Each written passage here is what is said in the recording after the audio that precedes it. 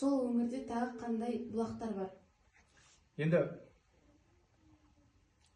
судың көзін негізі гидрогеолог дейтін мамандар бар, солар зерттейді. Біз енді мал шаруашылығында жұмыс жасаған соң біздер де зерттейміз. Біздің алдымыздағы үлкен аталар, ағалар зерттеп кеткен. Тегіннен тегін жаңағы топырақ шашты дейтін өзеннің бойында бірнеше ауыл, бірнеше малшы қыстақтарының орналасуы тегіннен тегін емес деп ойлаймыз. Себебі мал бағу үшін, адам тұру үшін тұщы судың көзі керек. Қазір мыңдаған шақырым жерден ауылдарға тұщы су болмағандықтан крантпен жаңағы тұрғамен тартылады.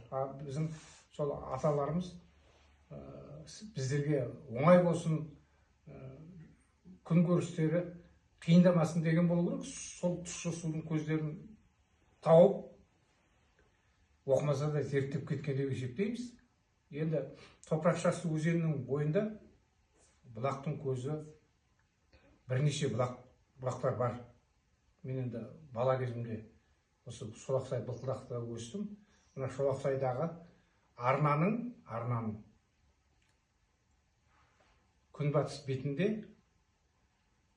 жаз шыққаннан келесі көктемге дейін бұлақ ағып жатады. Беті қаудырлап мұз болып жатады, астынан су ағып жатады. Біздер жазда соған ойнайтынбыз.